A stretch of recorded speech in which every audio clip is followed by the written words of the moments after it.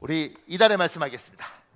하늘이 하나님의 영광을 선포하고 하늘이 하나님의 영광을 선포하고 궁창이 그의 손으로 하신 일을 나타내는도다. 궁창이 그의 손으로 하신 일을 나타내는도다. 시편 19편 1절 말씀 시편 19편 1절 말씀. 우리의 선포하겠습니다.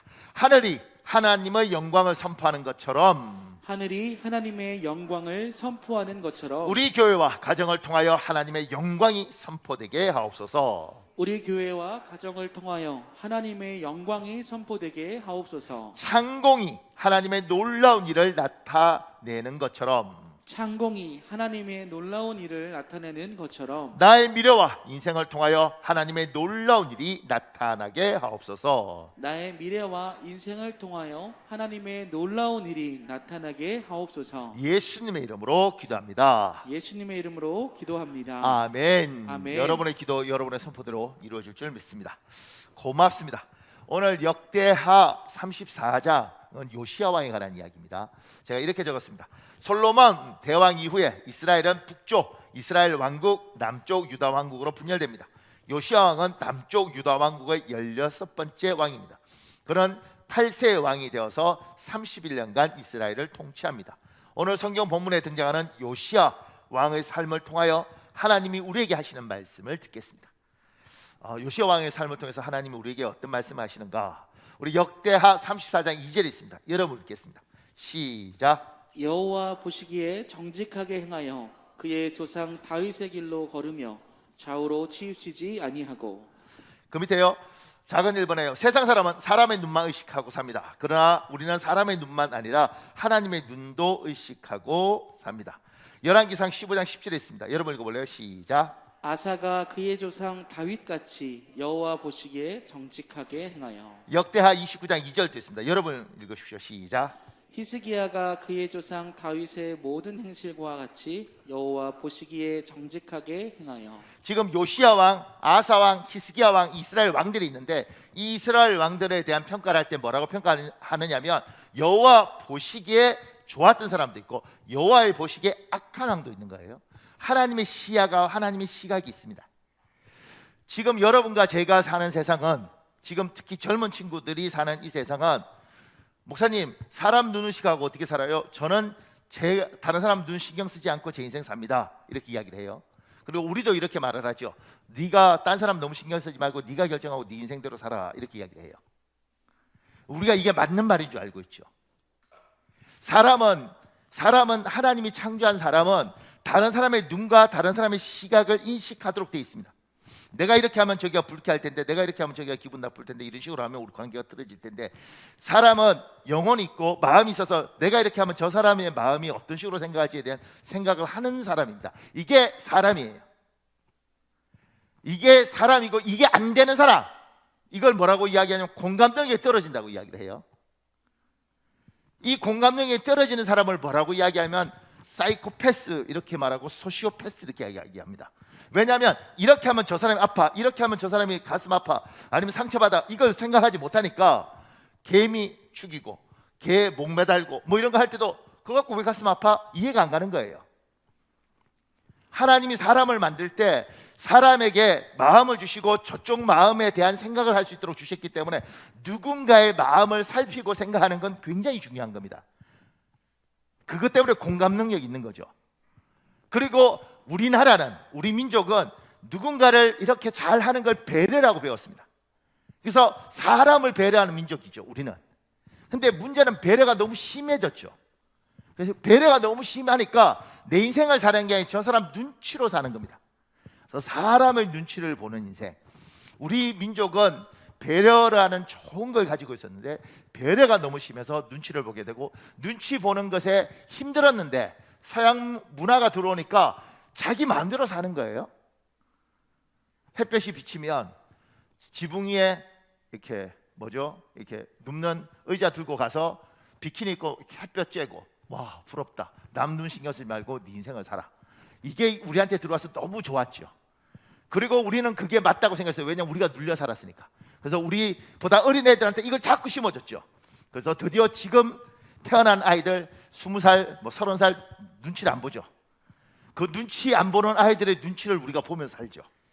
인생 굉장히 피곤합니다. 왜냐하면 얘들 점점 더 배려하지 않죠. 자기들끼리는 배려한다고 이야기하는데 제가 생각할 때 배려가 그건 잘 모르겠어요. 그러니까 분명한 건 사람은 누군가를 생각하고 누군가를 의식하고 사는 게 인간이라는 거예요. 인간은 그렇게 창조되어 있다는 겁니다. 그러면 나는 사람의 눈을 생각하고 살 것인가 하나님의 눈을 생각하고 살 것인가. 어차피 사람은 그렇게 생각하는 게 정상이니까 나는 누구의 눈을 의식하고 사는가. 그 밑에요. 우리는 사람의 눈과 하나님의 눈 중 한쪽만 만족시켜야 한다면 항상 우선순위는 하나님의 눈입니다. 그 밑에요. 사울왕은 사람의 눈과 하나님의 눈 중 한쪽만 만족시켜야 할 때 항상 우선순위가 사람의 눈이었습니다. 그 결과 그는 왕위를 잃어버립니다. 그와 그의 가족의 말로는 초라합니다. 사무엘상 15장 23절 24절에 있습니다. 여러분 읽으십시오. 시작. 왕이 여호와의 말씀을 버렸으므로 여호와께서도 왕을 버려 왕이 되지 못하게 하셨나이다 하니 사울이 사무엘에게 이르되 내가 범죄하였나이다. 내가 여호와의 명령과 당신의 말씀을 어긴 것은 내가 백성을 두려워하여 그들의 말을 청종하였음이니라. 사람은 생리적으로 다른 사람의 눈치를 볼 수밖에 없고 다른 사람의 눈을 인식할 수밖에 없는 게 인간이라고 이야기했습니다. 그 존재가 세상 사람은 사람만 보죠. 하나님이 없으니까 사람 눈만 인식을 해요. 근데 우리는 하나님의 존재를 인정하니까 하나님도 보고 사람도 보는 거예요. 이 둘 중에서 하나님과 사람 중에서 우리는 둘의 중에서 우선순위를 어디 둘 거냐? 그랬을 때 믿음이 있는 사람은 이쪽에 두는 거예요. 믿음이 약하면 이쪽에 두는 거죠. 그리고 믿음이 없으면 여기밖에 생각하지 못합니다. 여러분은 하나님의 이 눈을 인식하고 의식하고 살고 있는가? 사울왕은 하나님의 사람이었습니다. 처음에는 하나님의 눈을 의식하고 살았습니다. 어느 날 하나님보다 사람이 소중했습니다. 그래서 사람을 선택했습니다. 사람을 선택하는 순간 하나님이 그를 왕에서 정리하셨습니다. 여러분과 제가 이 땅을 살면서 우리가 예수 믿는 사람이라면, 우리가 하나님 믿는 사람이라면, 우리는 정상적인 사람이라면 사람의 눈을 의식하는데 사람의 눈뿐만 아니라 하나님의 눈을 의식하고 하나님과 사람 중에 선택을 하라면 우리는 하나님을 선택하는 사람이에요.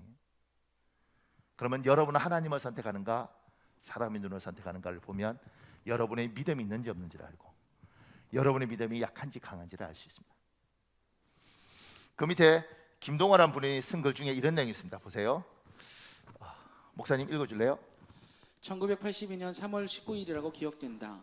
어느 일간지에 장애인들을 돌보는 어느 분이 돈이 없어서 사용하는 건물에서 쫓겨나게 되었다는 기사가 실렸다. 그 다음 날 어떤 40대 여인이 그 기사를 보고 수표 5장 190만 원을 가지고 왔다는 기사가 났다.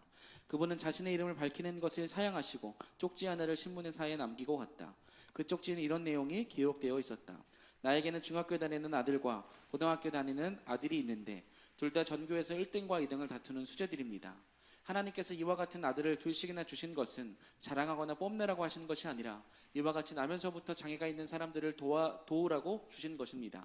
그래서 집에 있는 돈 가운데 큰아이 대학 입학 준비금만 제외하고 모든 돈을 가지고 왔습니다. 이 돈으로 밀린 집세도 내시고 연탄이로도 하셔서 불을 피우셨으면 좋겠습니다. 하나님이 지금은 이만한 심부름밖에 안 시키시지만 나중에 더 큰 심부름을 시키리라 믿습니다. 아멘. 지금 이 사람 보세요. 이 사람의 어떤 행동들이 하나님이 없는 사람은 도저히 이해가 안 가요. 왜 저렇게 살지? 왜 저런 선택을 하지? 저걸 가지고 뭔가 자기의 공명심을 높이고 자기의 명예를 높이고 저걸 통해서 자기 아들에게 좋은 길을 열기 위해서 사람과의 관계를 맺고 이렇게 가야 될 텐데 이쪽을 보는 게 아니고 저쪽을 보는 거예요.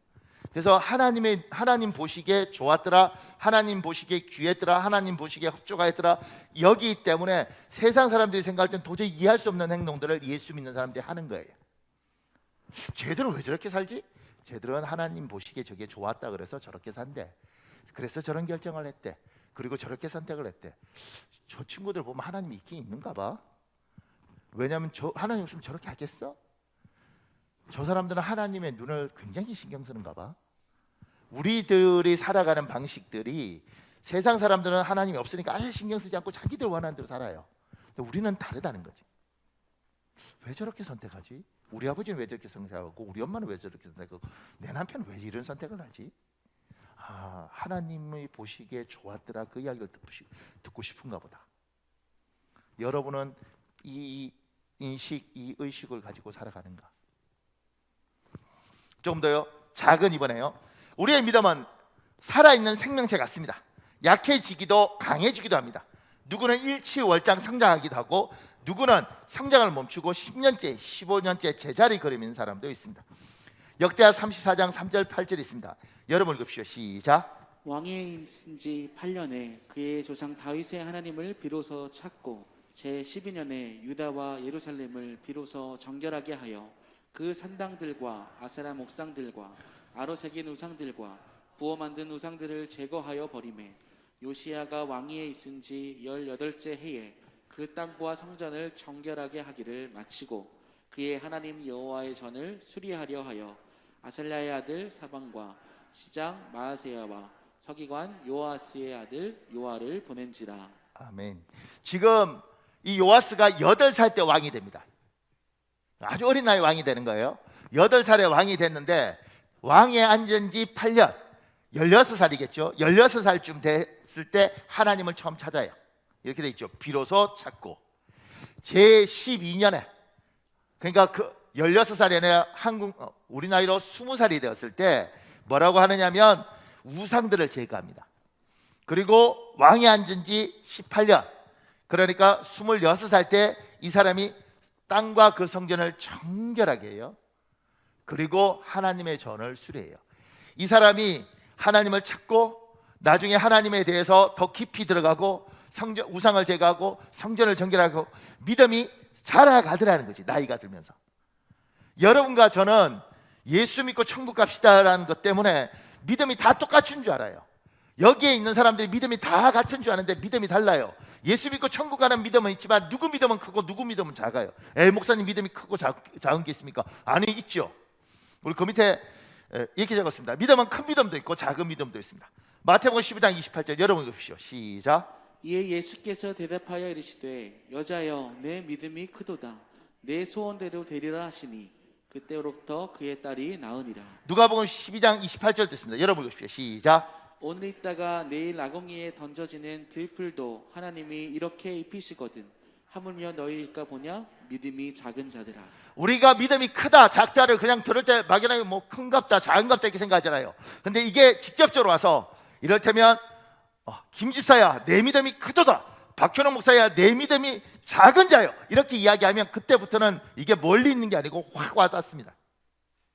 하나님이 저한테 믿음이 작은 박 목사야 이렇게 이야기하면 얼마나 마음이 떨리겠어요. 믿음은 큰 믿음도 있고 작은 믿음도 있다는 거예요. 예수 믿고 천국 가니까 다 똑같은 믿음인 것 같지만 그렇지 않다는 거예요. 내 믿음은 큰 믿음인가, 내 믿음은 작은 믿음인가? 그 밑에요. 믿음은 성장하기도 하고 성장을 멈추고 정체되기도 하고 오히려 믿음이 쪼그라들기도 합니다. 데살로니가 후서 1장 3절에 있습니다. 여러분 읽으십시오. 시작. 형제들아 우리가 너희를 위하여 항상 하나님께 감사할지니 이것이 당연함은 너희의 믿음이 더욱 자라고 너희가 다 각기 서로 사랑함이 풍성함이니. 믿음이라는 것들이 생명체같이 자라더라는 거예요. 그 말은 뭐냐면 생명체가 재밌는 건 자라다가 성장이 멈춰요. 성장이 멈추면 그때부터 뭐라고 이야기하냐면 노화가 시작된대요. 우리가 좋게 사람들 상처 안 받기 위해서 노화가 시작된다, 늙어간다, 성숙해간다 이런 식으로 이야기를 하죠. 근데 이번에 책이 하나 나왔더라고요. 노화에 대해서. 노화는 뭐냐? 노화는 피부가 썩어가는 거다. 안 놀라시는군요. 전 그거 보고 와 이렇게 되는 거예요. 사람이 죽으면 몸이 썩지. 그러니까 노화는 죽어가는 거니까 썩어가는 게 맞아. 우리가 살아있지만 이쪽이 썩어가고 있고 죽어서 땅에 묻히면 완전히 썩는 거죠. 제가 그 책을 읽으면서 마스크팩 이런 거 해야 되는가 보다 이런 생각이 들더라고. 책이 굉장히 설득력 있어요. 노화는 썩어가는 것이다. 근데 이제 저는 목사니까 그걸 읽으면서 그 생각 들더라고. 믿음 멈추면 그때부터 늙어가는 것이고 믿음이 자라지 않으면 멈추면 성장이 멈췄으니까 노화되기 시작하는 것이고 그러면 믿음도 썩어가는가 보다. 여러분과 제 믿음이 예수를 믿고 천국을 가니까 다 똑같아 보이지만 큰 믿음도 있고 작은 믿음도 있고 자라가는 믿음도 있고 성장을 멈춘 믿음도 있고 썩어가는 믿음도 있는 거죠. 내 믿음은 뭔가? 영적인 성장에 대한 욕구가 없이 멈춰 있고 그냥 이렇게 믿어도 되는 거라고 생각하는데 어느 날 하나님께서 얘야 너의 믿음이 쪼그라들고 있단다 이렇게 이야기한다며. 얘야 네가 옛날에 믿음 굉장히 좋고 컸는데 참 너 믿음 많이 상했다 이렇게 말씀하신다며. 그 밑에 김동호라는 분이 쓴 글이 있죠. 목사님 읽어줄래요? 1984년에 승동교회로부터 담임 목사 청빙을 받고 6월에 부임을 하였다. 그때 나이 34살이었다. 당시 승동교회는 교인들의 분쟁이 있어서 갈라진 좀 시끄러운 교회였다. 교인도 150명 정도 출석하던 크지 않은 교회였다. 동료 목사들이 말렸다. 왜 그렇게 서둘러서 힘들고 어려운 교회를 가려고 하느냐고. 그때 나는 마음속으로 이렇게 대답했었다. 내가 너냐? 넌 안 돼. 그러나 나는 돼. 나 창문 뜯은 목사거든. 그만큼 교만했었다. 부임하자마자 교인배가 운동을 전개하였다. 연말까지 300명이 출석하는 교회를 만들자고 교인들을 선동하였다. 어느 날 새벽 기도를 마치고 기도하는데 하나님이 내 마음에 질문하셨다. 왜 3만 명이냐? 당황스러웠다. 모세가 교회에 부임하여 교회를 성장시키기 위하여 최선을 다하면 하나님이 기뻐하시고 칭찬하실 줄 알았다. 그런데 질문하신 하나님의 마음은 그게 아니셨다. 그때 나는 매우 중요한 사실을 깨달았다. 교회의 부흥과 성장, 교인배가 운동은 하나님을 위한 일도 아니고 교회를 위한 일도 아니라는 것이었다. 그것은 나를 사랑하고 드러내기 위함이었다. 그러나 나는 매우 중요한 사실을 깨달았다. 그것은 내가 소명을 가장한 야망에 속고 있었다는 것이다. 하나님 앞에서 회개하였다. 하나님, 다시는 교인들의 숫자를 가지고 목회하지 않겠습니다라고 약속하였다. 교인들에게도 그와 같은 사실을 말씀드렸다. 그리고 배가 운동을 중도에 포기하였다. 사람에게 보이려고 의를 행치 말라는 이 말씀을 읽을 때마다 나는 그때 그 생각이 나곤 한다. 은밀한 중에 보시는 하나님만 바라보고 충성할 수 없을까? 일을 행할 수는 없을까? 나를 드러내지 말고 하나님만 드러내며 살 수는 없을까? 그런즉 너희가 먹든지 마시든지 무엇을 하든지 다 하나님의 영광을 위하여 하라. 우리 목사님들도 우리가 목사 되면 그러면 뭐 목사로서 이제 다 됐는가 보다. 그래서 목사 안수를 목적으로 가는 경우도 많습니다. 저는 좋은 스승이 있어서 목사 안수 받는다고 목사가 되냐 이렇게 이야기를 하셨어요. 그래서 그때는 그 말씀을 못 알아들었어요. 근데 시간 지나면서 이제 그 말이 들리는 거예요. 보세요. 어떤 분한테 이렇게 하겠죠. 목사님 진짜 목사님이 되셨네요. 옛날에 목사 안수 받고 그때 솜털 뽀송뽀송 했었는데 그때는 참 애기 같은데 목사님 진짜 목사님이 되셨네요. 이렇게 이야기하는 거 들어보셨어요? 이런 건 들어보셨습니까? 야, 제가 권사를 한다. 하여튼간 요새 개나 소나 닭이나 다 권사돼요. 난 소나 닭이 안 되는가 봐. 난 권사 안 됐네. 그렇게 마음 상했다가 어느 날 보니까 야, 권사님 진짜 권사가 됐네. 와, 하나님 놀랍네. 권사님 진짜 권사네. 이렇게 말하는 거 들어보셨습니까? 아니 들어봤어요? 못 들어봤어요? 우리가 집사 안수를 줄 때도 그냥 집사인 줄 알았는데 나중에 이렇게 말하잖아요. 이야 집사님 진짜 집사네. 장로도 되겠네. 이렇게 말하는 게 뭐냐고. 그 사람이 요만한 믿음이었는데 시간이 지나니까 믿음이 자라가는 게 보이고 어느 날 야, 이 사람이 진짜 이게 됐네. 이렇게 이야기를 하는 거죠. 믿음이라는 것들이 눈에 안 보여서 안 보이는 줄 아는데 하나님은 큰 믿음도 있고 작은 믿음도 있고 자라가는 믿음도 있고 썩어가는 믿음도 있는데 이 요시아는 자라가더라는 거예요. 성장하더라는 거예요. 지금 대한민국의 많은 사람들은 성장에 대해서 멈췄어요. 성장에 대한 욕구가 없습니다. 직분을 받고 싶은 욕구는 있겠죠. 교회에서 사람들 앞에 높임 받고 싶은 욕구는 있겠죠. 그거 말고 영적으로 내가 스스로도 알고 사람도 알죠. 와, 다르네. 우리가 교회에 아이들 오면 주일학교 때 요만한 아이 보다가 어느 날 몇 년 안 보다가 어느 날 딱 봤는데 와, 너 엄청 컸네. 야, 키가 어떻게 이렇게 컸어? 우리는 눈으로 아이가 자란 걸 볼 수 있습니다. 조그맣던 놈이 어느 날 보니까 야, 너 숙녀가 다 됐네. 이제 완전 아가씨네. 이렇게 이야기할 때처럼 우리가 아이들을 볼 때처럼 우리 스스로 우리 마음속에 어떤 집사를 보면서 야, 저 사람 진짜 집사네. 권사님 정말 저 사람 권사님 같다. 사람이 다르네. 야, 저 권사님 옛날에 믿음 정말 좋았는데 믿음 다 떨어먹었네. 이런 이야기들을 우리가 한다는 거예요.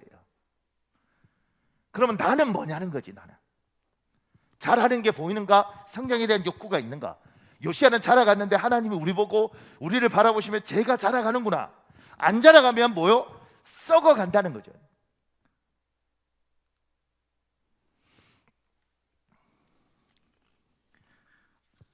제가 여담인데 제가 옛날에 그 중학교 애들 반응 참 불량스럽습니다. 그런데 얼마나 불량스럽냐면 지금 여러분 앉은 의자 같은 이런 의자에 우리 중학교 애들이 있었는데 얘들이 설교를 딱 심심했는가 보죠. 그래서 그 밑에 이게 그 가죽을 찢으면 스펀지가 나오는데 스펀지를 이렇게 뜯다 보니까 나중에 보니까 이게 가라앉았어. 다 뽑았어. 그런데 걔들은 그런데 나는 뜨겁잖아요. 막 죽도록 설교를 하는 거죠. 나중에 아이들한테 이렇게 뜨겁게 설교하는데 그럼 은혜를 받아야지 왜 못 받지? 그리고 아이들한테 물어봐요. 너 은혜 안 받니? 그러니까 목사님 은혜는 잘 모르겠는데 목사님 왜 예배 시간마다 그렇게 화를 내세요? 내가 화를 내는 게 아니고 여러분 믿음이라는 게 자라지 않으면 10년째 15년째 정체되어 있는데 그 정체되어 있는 것이 그냥 정체되어 있는 것이 아니라 썩어가는 거, 죽어가는 거라는 거예요. 내 믿음은 어떤가? 조금 더요. 그 밑에 작은 사문에요. 요시야 왕은 낡은 성전을 수리하다가 하나님의 율법책을 발견합니다. 그런데 기뻐하는 것이 아니라 옷을 찢으며 통곡합니다.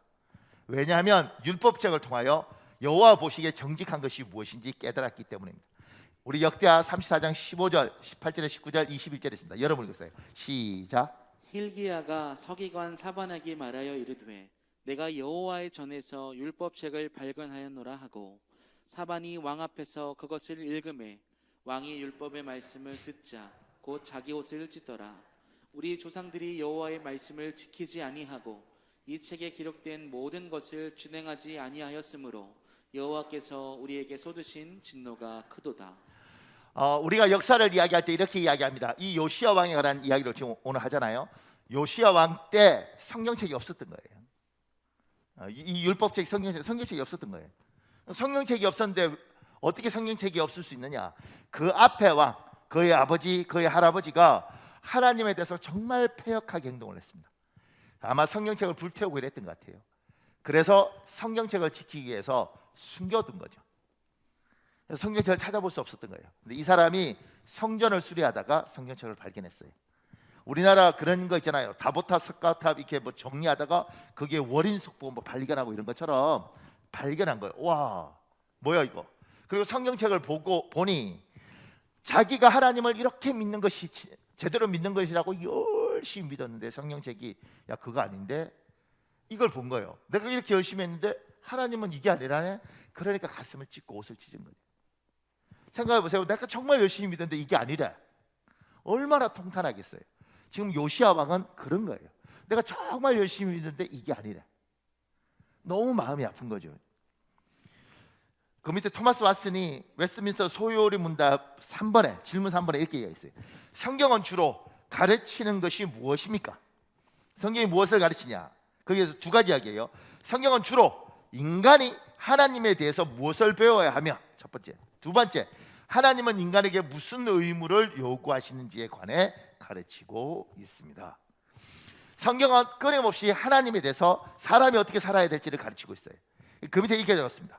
우리는 성경 말씀을 통하여 끊임없이 우리의 흐트러진 자세, 잘못된 태도를 교정합니다. 예수님도 3년 동안 제자들을 데리고 그렇게 가르치셨습니다. 주님께서 이 땅에 오셔서 제자들에게 이야기하는 거죠. 너희 하나님을 섬기는 게 이거라는데 아니야, 이렇게 고쳐야 돼. 얘야, 너희 자꾸 이렇게 하는데 이건 너희 생각이고 내 생각은 이거야. 우리는 하나님을 사랑합니다. 하나님 뜻대로 살려고 그래요. 근데 우리가 원하는 식으로 우리가 원하는 방향으로 가니까 하나님 교정을 해주는 거예요. 누가 그 이야기 하더라고요. 테니스를 치면 처음에 테니스를 잘 친대요. 근데 나중에 이게 제대로 치는 게 오히려 불편해서 이렇게 자세를 편한 쪽으로 하면 이게 무너진답니다. 그래서 때마다 잘못된 자세를 교정받아야 되고 그 교정을 받을 때 좋은 결과가 나온다는 거예요.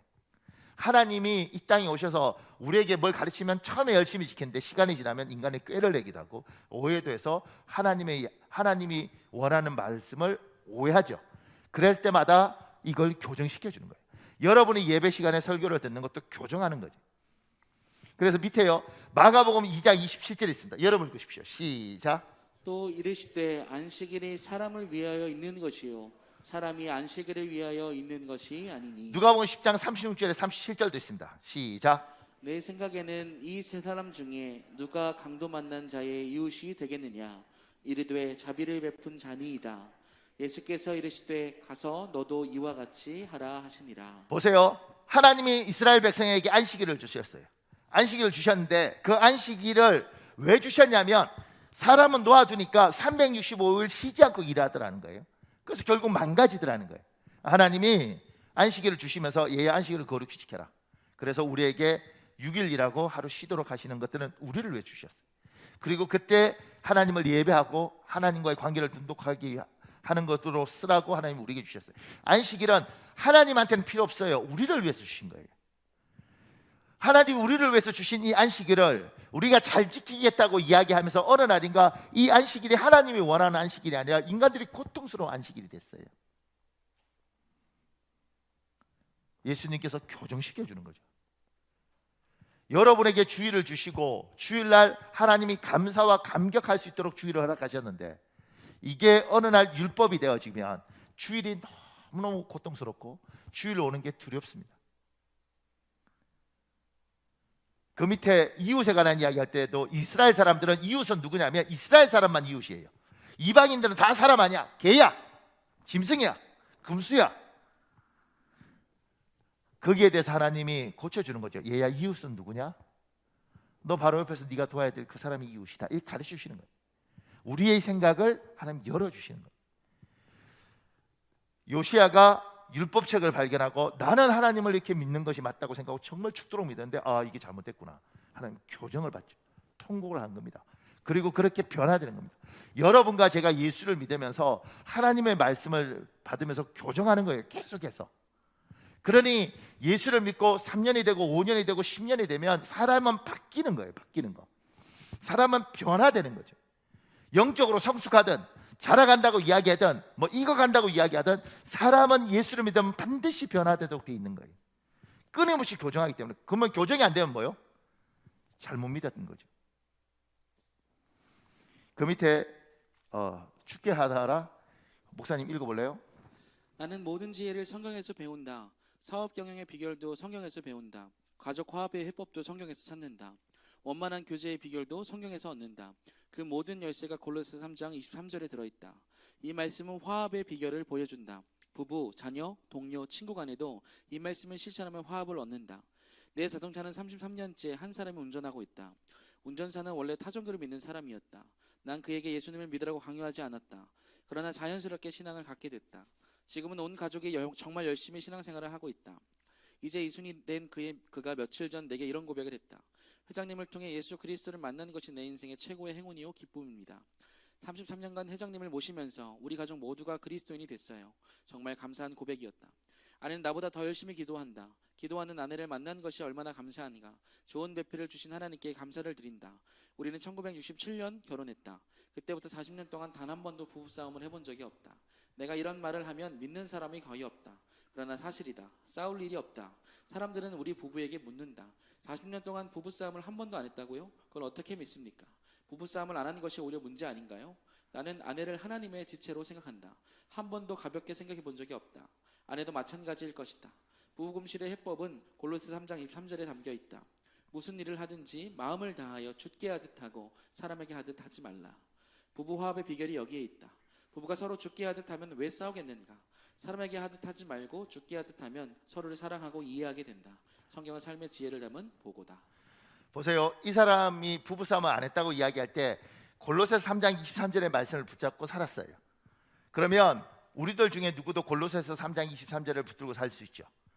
그런데 다른 사람한테 굉장히 잘하는 거예요. 근데 아내한테, 남편한테, 자기 자식한테는 야박한 사람들 있죠.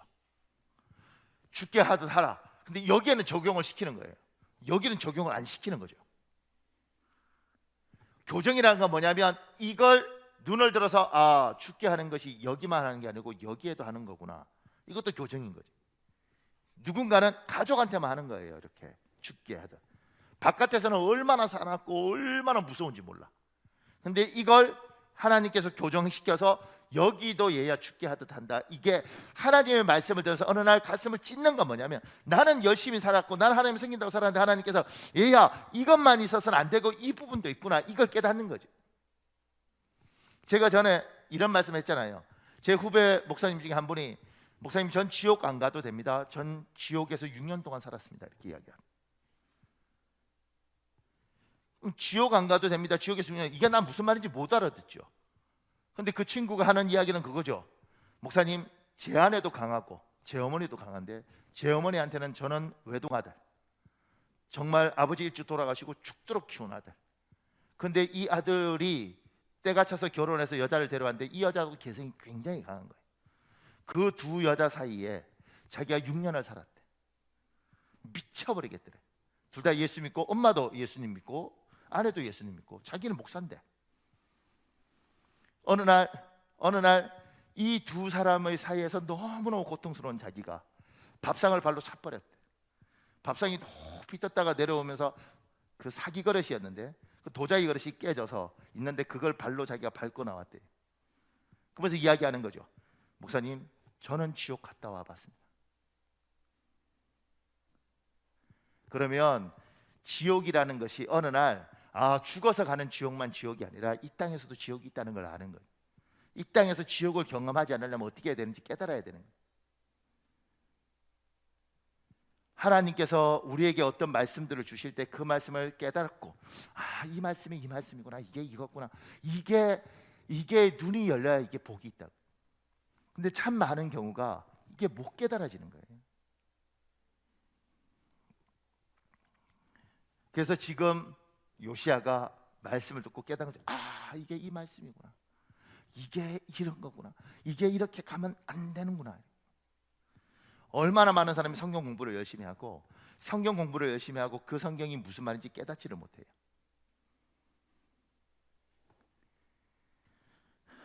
조금 더요. 그 밑에 작은 사본이에요. 요시야 왕은 이집트 왕 느고와 무기또 전투에서 전사합니다. 무기또가 아마겟돈이에요. 영어로 번역할 때 아마겟돈 전투에서 전사합니다. 느고 왕이 요시야에게 경고합니다. 내가 오늘 그대를 치려는 것이 아니요, 그대는 하나님을 거스르지 말라. 요시야는 성경에 적힌 하나님의 말씀을 잘 듣습니다. 그러나 사람을 통하여 하나님이 말씀하신 말씀은 듣지 않습니다. 그것이 요시야 왕의 불행한 죽음의 원인이 됩니다. 우리 역대하 35장 21절에서 25절에 있습니다. 여러분 읽어볼래요? 시작. 느고가 요시야에게 사신을 보내어 이르되, 유다 왕이여, 내가 그대와 무슨 관계가 있느냐? 내가 오늘 그대를 치려는 것이 아니요, 나와 더불어 싸우는 족속을 치려는 것이라. 하나님이 나에게 명령하사 속히 하라 하셨은즉 하나님이 나와 함께 계시니 그대는 하나님을 거스르지 말라. 그대를 멸하실까 하노라 하나 요시야가 하나님의 입에서 나온 느고의 말을 듣지 아니하고 무기또 골짜기에 이르러 싸울 때에 활 쏘는 자가 요시야 왕을 쏜지라. 왕이 예루살렘에 이른 후에 그가 죽으니 예레미야는 그를 위하여 애가를 지었으며 모든 노래하는 남자들과 여자들은 요시야를 슬피 노래하니. 요시야 왕이 안타까운 건 뭐냐면, 요시야는 성경 율법책을 발견하고 하나님 뜻대로 못 산 걸 가슴을 찢어요. 그래서 성경책 말씀을 어떻게든 열심히 지키려고 노력을 해요. 근데 이렇게 종교개혁도 하고 믿음도 자라가고 말씀대로 살려고 노력을 했는데 이 사람의 최후는 뭐냐면 전쟁터에서 전사한단 말이에요. 그 전사하는 이유가 뭐냐면, 이집트라는 나라가 바빌로니아 나라를과 전쟁하기 위해서 밑에서 대군을 끌고 올라옵니다. 그러면서 요시야 왕이 자기 땅을 지나가야 되니까 못 지나가도록 막죠. 그때 이집트 왕 느고가 이야기해요. 나는 너하고 전쟁하러 온 게 아니다. 하나님이 너하고는 싸우지 말고 여기 치라 그랬으니까 얘야 비켜라. 난 너하고 안 싸울 거다. 그리고 지나가겠다고 이야기해요. 그때 이 요시야 왕이 이 말을 듣지 않죠. 이 사람은 아마 성경 말씀이 그랬다면 들었을 거예요. 근데 믿지도 않는 바로 느고가 나는 너하고 싸우는 것이 하나님 뜻이 아니다. 근데 오늘 성경에 이야기잖아요. 하나님의 입으로 하시는 말씀이 느고를 통해서 나왔다. 안 듣죠. 그래서 어떤 결과가 있느냐면 이 엄청난 이집트 대군하고 아마겟돈 평야에서 전쟁을 치러요. 그 결과 장렬하게 전사합니다. 이 사람은 죽음으로 끝난 게 아니라 이스라엘의 종교 개혁 자체가 다 숲으로 들어갑니다. 그러면 이 사람은 왜 전쟁을 치렀는가? 우리가 하나님의 말씀이 성경에만 있는 게 아니에요. 하나님의 말씀을 성경에만 있는 것이 아니라 저쪽 믿지 않는 사람을 통해서도 하나님의 말씀이 나올 수 있어요. 그걸 들을 수 있는 귀가 있어야 되는 거예요. 근데 이게 안 들리더라는 거죠, 사람들이. 그러니까 신앙을 항상 교회에 갖춰두고 신앙을 항상 성경에 갖춰두고, 아니 교회 신앙생활하는 거 중요하고 성경에서 신앙생활하는 건 중요한데 여기에 가다 두면 안 된단 말이에요. 여기 이게 내가 살아가는 것이 교회에만 사는 게 아니잖아요. 나는 직장생활을 해야 되는 사람이고 나는 사회생활을 해야 되는 사람인데 여기에만 있어야 되는 게 아니고 이 말씀이 여기에만 적용되는 게, 이 말씀이 여기에 적용돼야 되는 거잖아요. 그래야 열매를 맺는 거라고요. 그런데 여기에만 갇혀 있는 거, 이렇게. 여기에서도 하나님은 일하고 계시고 이 속에서도 하나님의 음성이 들려야 되는 거죠. 이 사람은 느고가 이야기할 때 무슨 하나님이, 그리고 전쟁 치렀는데 그 하나님의 음성, 저 세상 사람을 통해서도 오는 그 음성을 듣지 못한 결과 장렬하게 전사한 거예요. 여러분은 이 세상에서 들리는 거, 여러분의 직장 상사든 아니면 지나가다가 때로는 TV에서 무슨 광고든 그 속에서도 하나님이 여러분에게 이야기할 수 있다는 걸 인식하는가? 그 밑에요, 사회생활하는 많은 사람이 사람을 접대하기 위하여 듣는 채 합니다. 그러나 실제로 듣지 않습니다. 부부끼리 대화하고 남편과 대화합니다. 대화의 형식을 가졌을 뿐 정작 듣지 않습니다. 상대방 이야기를 열심히 귀 기울여 들어도 깨닫지 못합니다. 듣는 귀가 닫힌 겁니다. 듣는 귀가 열리면 이렇게 되는 것 같아요. 제가 젊은 날 목사로서, 부목사로서 가슴이 너무너무 뜨거울 때 전도지를 들고 우리 중학교 아이들하고 매주 안산의 상록수역이라는 거기 사람이 많이 다니는 데였거든요. 매주 주일날 예배 마치고 나면 아이들 데리고 상록수역에 전도하러 갔어요. 그래서 특히 우리 중등부 부장님이 막 전도에 대한 뜨거움이 있어서 가서 이제 전도지 막 이렇게 하는 거예요, 이렇게. 근데 전도지 막 이렇게 하는데 그 상록수역에 청소하는 분이 열이 받아서 뛰어오셨어요. 전도지를 줬는데 사람들이 받아서 올라가서 지하철역 가서 보고 이거 버린 거죠. 그게 철도 위를 쫙 핀 거죠. 우린 열심히 전도했으니까. 그러니까 이분이 내려오셨어요. 이분이 내려오셔서 막 이러는데 우리 부장님이 그냥 미안합니다 이러면 될 텐데, 복음을 위해 사는 거라고 뭐 이런 분들 있잖아요. 그분 그랬거든요. 예수! 뭐 이렇게 하니까 그 두 분이 대판으로 싸웠어요. 놀라운 게 뭔지 아세요? 전도할 때 그렇게 안 오던 사람들이 막 모여. 싸움 구경이 재밌잖아요. 막 이렇게 싸울 때 저는 원래 싸우는 거 싫어하니까 저쪽에 숨어 있었어요. 이렇게 가게 옆에. 우리 부장 잘 싸우더라. 이거 내가 어떻게 해야 되나. 근데 그때 그 화장품 파는 가게 쭉 있었는데 그 아줌마가 제가 같이 전도하는 거 봤으니까 이렇게 이야기하더라고. 목사님이세요? 그래서 예. 근데 그분이 지금도 아니죠. 그분이 이런 말을 했어요. 참 목사님 영혼을 쉽게 얻으려고 그래요. 이렇게 이야기하더라고. 교회 다니면 안 다닌다 그러더라고. 제가 예? 이렇게. 자기가 이 화장품 팔기 위해서 앞에서 인사하고 오면 막 손톱에 뭐 발라보고 이렇게 해서 막 이렇게 애교 떨고 이래도 안 산대. 사람 마음 얻기가 그렇게 없고 사람 챙기기가 그렇게 어려운데 이렇게도 안 하는데 당신들 일요일에 한번 와서 이거 쭉 뿌리고 영혼을 얻겠다는 게 참 이해가 안 간다는 거예요. 근데 놀랍더라고요. 그게 이렇게 들려요. 말 같지 않은 소리 하는데 이게 아니고요. 이렇게 들리더라고요. 영혼을 쉽게 얻으려는 것들은 말이 안 되는구나. 그러면서 제가 물었어요. 뭐 어떻게 해야 하면 됩니까? 당신들 전도지 들지 말고 차라리 빗자루 들고 와서 저 아저씨 저렇게 힘들게 이 상무수역 다 청소하는데 굉장히 크거든요. 그러니까 당신들 와서 일요일마다 늘 여기 청소하라고. 그럼 최소한 저 영혼 얻을 거 아니냐고. 아멘. 다음 주에부터 상무수역 안 가죠. 우리는 그 청소할 의지가 없어.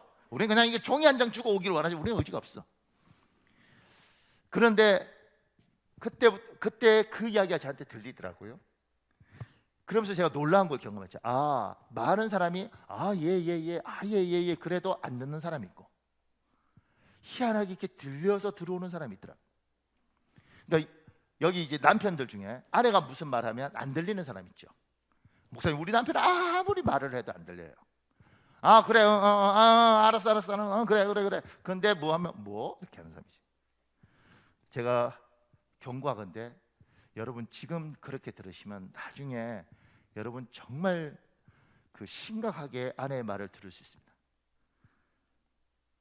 이해 안 가시죠? 지금 아 그래 이렇게 사시다 보면 나중에 90대 되면 뭐 이러면서 열심히 듣게 되십니다.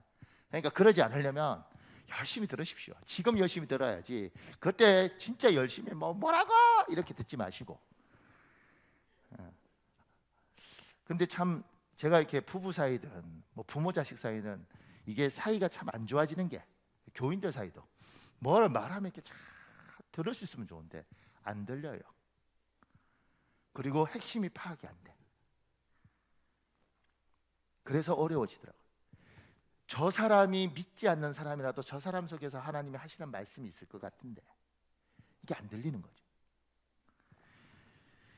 그 밑에요, 열왕기상 3장 9절에 12절에 있습니다. 이게 솔로몬이 하는 기도예요. 솔로몬이 성전을 짓고 뭐라고 하는지 아세요? 9절에 이렇게, 여러분이 한번 읽어볼래요? 12절까지 시작. 누가 주의 이 많은 백성을 재판할 수 있사오리이까? 듣는 마음을 종에게 주사 주의 백성을 재판하여 선악을 분별하게 하옵소서. 솔로몬이 이것을 구하매 그 말씀이 주의 마음에 든지라. 이에 하나님이 그에게 이르시되 네가 이것을 구하도다. 자기를 위하여 장수하기를 구하지 아니하며 부도 구하지 아니하며 자기 원수의 생명을 멸하기도 구하지 아니하고 오직 송사를 듣고 분별하는 지혜를 구하시니 내가 내 말대로 하여 내게 지혜롭고 총명한 마음을 주노니 내 앞에도 너와 같은 자가 없었거니와 내 뒤에도 너와 같은 자가 일어남이 없으리라. 솔로몬이 하나님께 뭘 구하냐면 듣는 마음을 종에게 주셔. 그러니까 사람이 무슨 말을 하면 들을 수 있는 귀가 열려 있어야 되는 거죠. 두 번째, 들을 뿐만 아니라 분별하는 능력.